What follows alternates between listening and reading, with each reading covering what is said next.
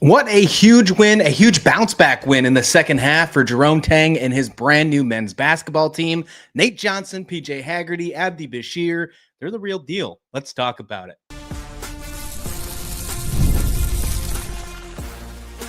You are Locked On Kansas State, your daily podcast on the Kansas State Wildcats, part of the Locked On Podcast Network, your team every day. Yes, welcome on into Locked On Kansas State, your daily Kansas State Wildcats podcast. I'm your host, Christian Rao, and thank you so much for making Locked On Kansas State your first listen every single day. Welcome back to my everydayers. We're shouting it up here. We are reacting to a big win to start off the season for the men's basketball team, going and taking down UNC Greensboro 93-64. And it was a tale of two halves in this one. That's what we're definitely going to get into in this one. We're going to talk about Jerome Tang, his rotation. We're going to talk about some of these players, how they really stepped up, and just what to look forward to for the rest of the year, what we maybe have in store for us. Maybe it's a bunch of cardiac cats, who knows, but we're going to dig into that on this episode. Before we do that, though, today's episode is brought to you by Gametime. Download the Gametime app, create an account, and use code LOCKEDONCollege for $20 off your first purchase. 93-64. That's the final in this one here, and it was a good game overall. It started off with really shaky first half for Kansas State, but they found a way to bounce back, and bounce back they did. It was very impressive, scoring 60 points in that second half, one of the highest points totals in all of Jerome Tang's half since he's been the coach. It is the best half of basketball since Jerome Tang has been the coach at Kansas State. But when you look at the numbers, shooting over 50% from the field, they struggle a little bit from the free throw department. I'd like to see that be a little bit better than missing 9 of them from the charity strike. But the biggest thing that strikes out to me right here, when you're looking at this, if you're watching on YouTube, having the graphics up, is beating the rebounding game. Taking care of business in the rebounding department, something that was such a big struggle last season, winning 42-31. Let's see if they can continue that one up. And then 16 turnovers in this game compared to 18 for UNC Greensboro. They had 10 turnovers of those 16 in the first half. So a nice tale of two halves for you in this one. Nate Johnson was absolutely electric. He was so good in this basketball game, and I think a lot of people were really excited to see what you got from PJ Haggerty, and he shined, don't get me wrong, but Nate Johnson really showed, hey, there's a reason why I was a conference player of the year in the MAC last year, why I was the MAC defensive player in the year as well, and we really got to see that on full display in this one. He went for 22 points. He had 9 rebounds, and he also had 9 assists. He was very close to taking care of a double or triple double in this one. And by what it said on the broadcast and what we have heard and what I've seen on stats, if I'm wrong, let me know in the comments. It would have been the first ever triple double for Kansas State. And he was about to do it in his Kansas State debut, which would have been really huge if that would have happened. But got to give him the locked on player of the game, Nate Johnson against UNCG, going 22 points, 9 assists, and 9 rebounds. Really love what I saw from Nate Johnson. I want to get into some other players as well. PJ Haggerty tore it up. And if you would have just watched the first half and turned this one off, you would be questioning, why are you so excited about this game? Because they started off really slow. I put a tweet out that they struggled. They struggled really bad. First 4 minutes were really tough. We're going to get to that in a second.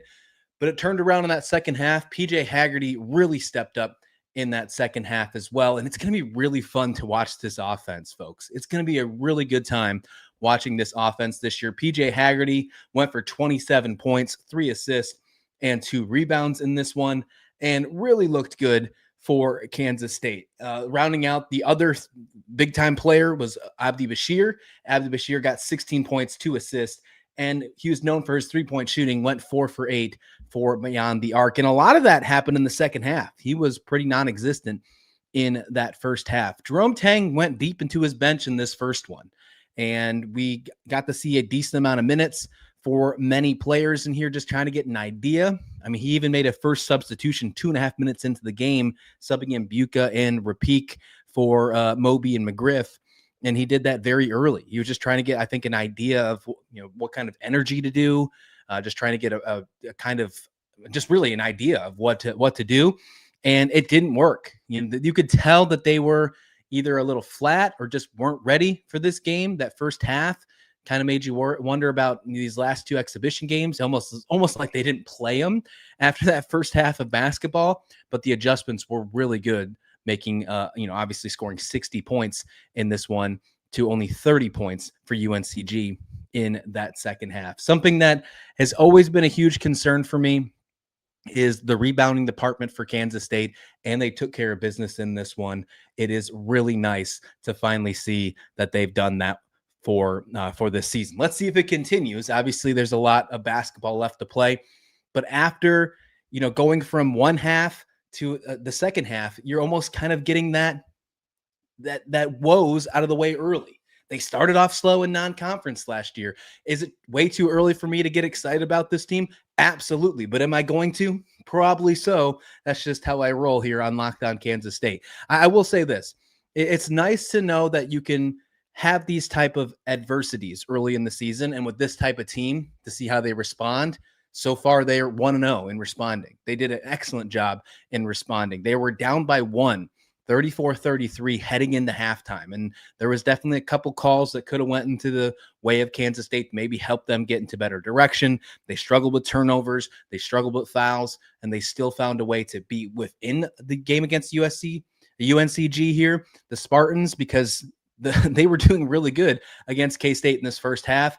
They stuck around. They made some good adjustments at halftime, and then the fast break points took off, and they did a really good job in that second half to get this win, 93-64. I thought they were going to get 100 points, which would have been wild after only scoring 33 in the first half, but he took a couple of the starters out, including Nate Johnson. That was only 1 rebound, 1 assist away from a triple-double. I'm sure somebody at the post-game scrub is going to ask him if he was even aware that he was that close to a triple-double. The largest lead of the game for Kansas State was 32 points. The largest lead for UNC Greensboro was 10. They were down by 10 points at one time with just under 10 minutes to go in the first half. They trailed 19-9 at one point in this game. Kansas State really needed a wake-up call. Jerome Tang took a timeout there and helped them out a little bit, but really it was the halftime adjustments that took care of a lot of things. The fast break points, a lot of them happened in the second half, early in the second half as well. 15 of them came very early in the second half. They won that battle 26-8 in the entire contest in fast break points. And then going back to those rebounds again, winning 42-31. Such a big win. You were plus 10 in the defensive rebounds category, and you were plus 1 on the offensive side. You were getting second chance points. You were making sure you were limiting their possessions. You're doing a very good job on that rebounding department. Let's see if they can continue and make that better, because that wasn't the success thing that I'm looking for every player. I want to see that get better for some of the other players, especially some of them coming off the bench, because you're going to need that entire rotation, whoever you decide to play, which I believe it's going to be limited as the games go on, trying to get a good idea of Jerome Tang's lineup, especially once we get the Big 12 play. Lots of stuff to talk about. I see we got a couple commenting in. Leave your questions and comments. We'll get to them at the end of this episode, as we always do. I want to talk about another indicator that I always like tracking with Jerome Tang next, and that's the first 4 minutes of the game, something that was not great. Once again, I'm going to give it, because of it's the first game of the season, but we're still going to talk about it. We'll do it right here next, right here on Locked On Kansas State.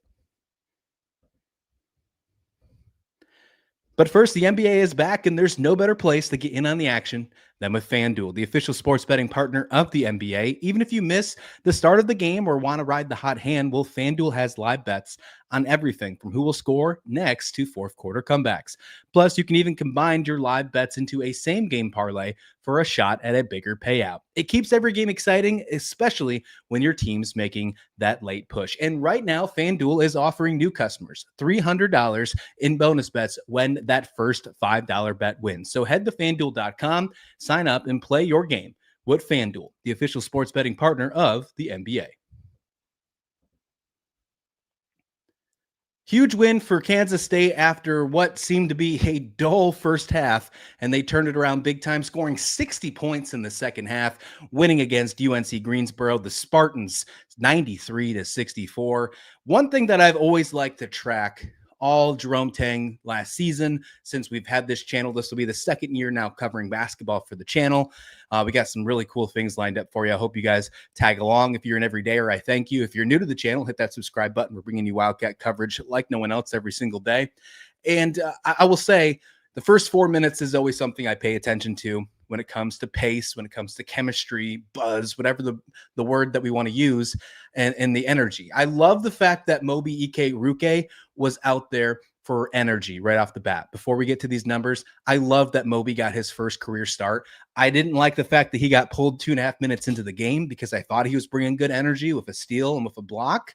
But that's here nor there. I think you'll find that change after the season. I do like him as one of your starters, even if you don't plan on playing him a lot of minutes, something that we saw kind of being played with in this game. I like the fact that you get that energy from Moby right off the bat. That's something huge when looking at the first 4 minutes of Kansas State. Let's look at those first 4 minutes because it was definitely a slow start for Kansas State in this one. They trailed 5-4 after the first 4 minutes of the game. They were 2 for 7 from shooting across the entire field. That's about 28%.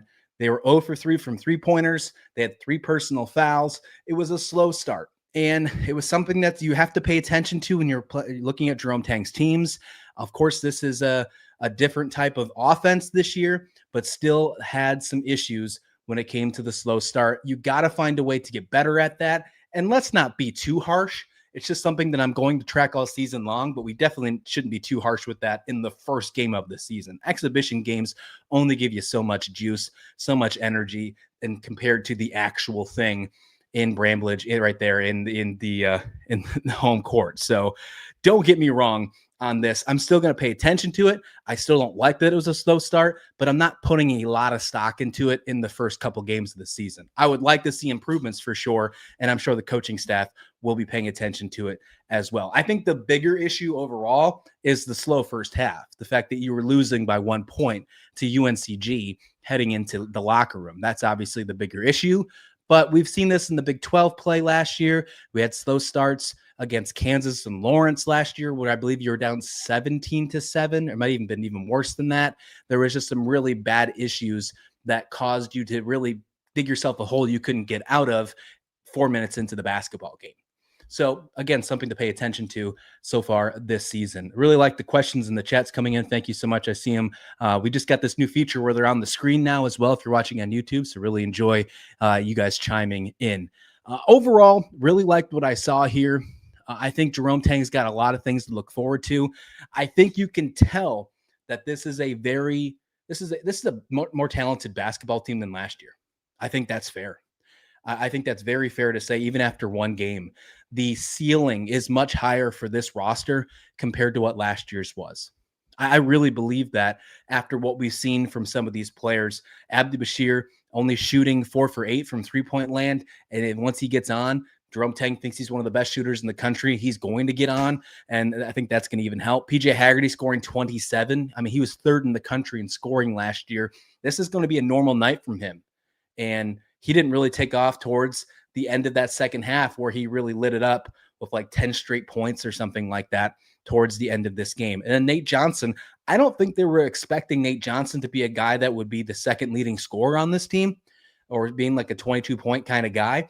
I don't think that was in the cards for them. Maybe they were, maybe they weren't. But I think they were more focused on him being a role player on the offense plus a big defender. If you can get him to shoot that much and successfully and be good on the rebounding boards and be good facilitating the basketball, you might have found the stud in Nate Johnson, something that might become your favorite player. PJ Haggerty might be the star on the team, but I think Nate Johnson might turn into a lot of folks' favorite players out there this season. Some of the international players I thought looked really good. Obviously, it's the first time they're playing actual college basketball. Andre Kostyuk had a couple heat checks that I thought did okay with. He was 2 for 4 from behind the arc, and he got 9 points in the game. He also had 5 rebounds, did have 4 turnovers, something that, of course, a little bit of game film is going to help him moving forward when they prepare for next game, which I believe is on Saturday. And we saw Elias Rapique also get some time as well. He played 21 minutes in this game, only picked up 5 points, but he did get 3 steals and 2 blocks. So we did get to see him do some more some effort on the defensive side, which is great. You got to have people who complement everybody. Not everybody can shoot the ball. Not everybody can get the points in this one. We had 49 points between Nate Johnson and PJ Haggerty alone. We need other people to rebound, to steal, to block, and we're getting that so far with guys like Rapik and Kostyk. And I think even Buka, with his, although he played 3 minutes, you got him in early.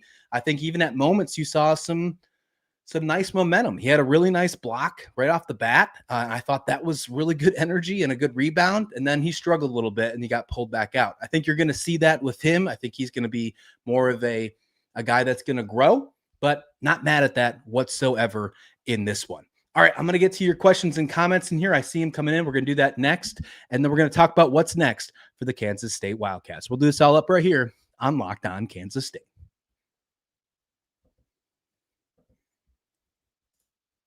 But first, college football is back, and I couldn't be more excited. And of course, we're talking right here. College basketball is back. The tailgates, the rivalries, the energy in the stands, there's nothing like it. But let's be real, actually getting tickets can feel more like a battle than the game itself. With endless queues, hidden fees, and prices jumping at checkout, it just gets plain old tiring. That's why I use Gametime. It's the app that gives the advantage back to the fans. It's the easiest way to score last-minute tickets at the best prices with no surprise fees. What you see is what you pay. I pulled up the Gametime app in the past, and I've seen, with just a couple taps, amazing deals. I'm talking college football games for like $25 and even less sometimes right on the app. So take the guesswork out of buying college football tickets with Gametime. Download the Gametime app, create an account, and use code LOCKEDONCollege, all one word, for $20 off your first purchase. Terms do apply, but again, that's promo code LOCKEDONCollege, all one word, for $20 off. Swipe, tap, ticket, go. Download Gametime today.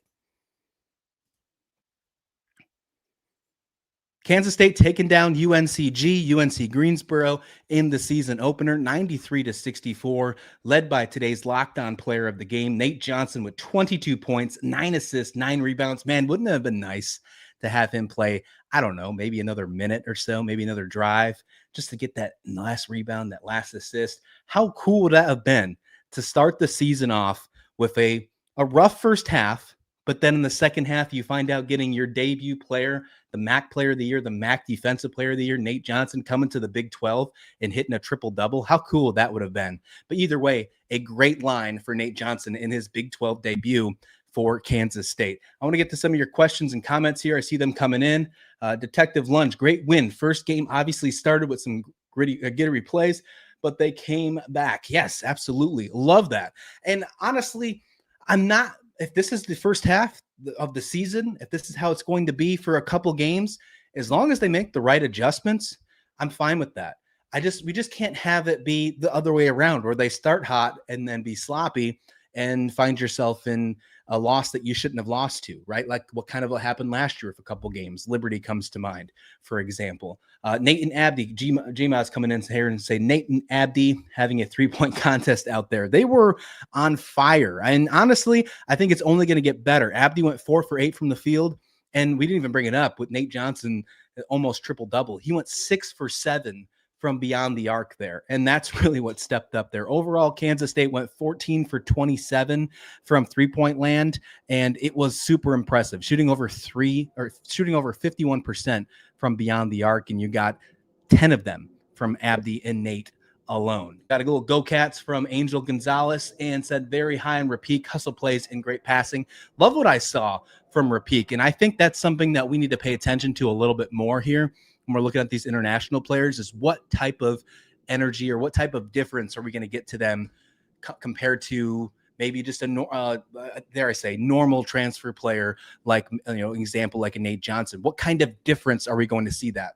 On last night's game with the women's basketball team, with their big win, we saw it from Gina Garcia. She had some really good plays, and she was very athletic with some of the plays that you might not see happen normally coming into college basketball. And I think that's from that international type of play coming over to the States. And I think you're going to see that from Rapik. I think you're going to see that a lot from Kostyk as well on the men's side. So a lot of stuff to be excited about. Overall, really like what I saw from Kansas State in this one. Let's see if the momentum can continue, because on Saturday, they're going to be still at home. They're going to take on Bellarmine, the Knights. They did lose their first game. Let's see. I see they're 0-1.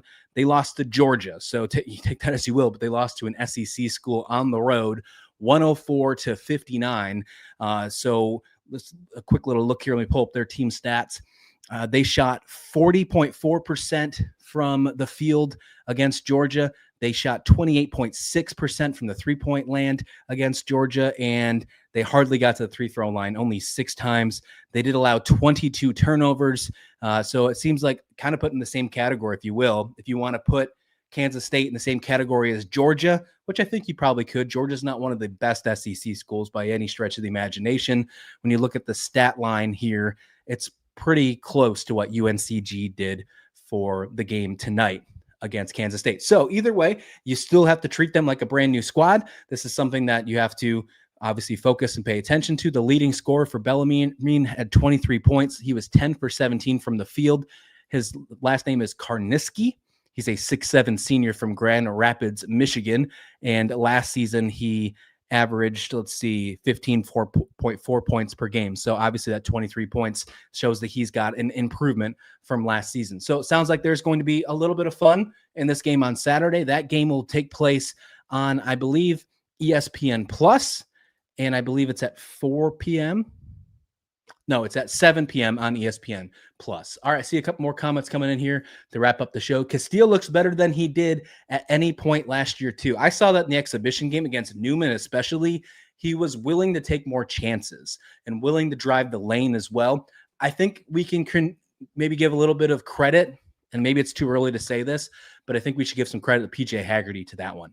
I think that having him as a guard next to him, that NBA-like talent. P.J. Haggerty has spoke many times, especially at media days, Big 12 media days a couple of weeks ago, how he wants to help build the team up and do all the other things, all the extra things that'll make him better as an NBA draft stock player, and then just as a better basketball player. And I think just from hearing P.J. Haggerty, he's got a lot of leadership behind him, something that I think we lacked last season. So a lot to be excited about for guys like David Castillo.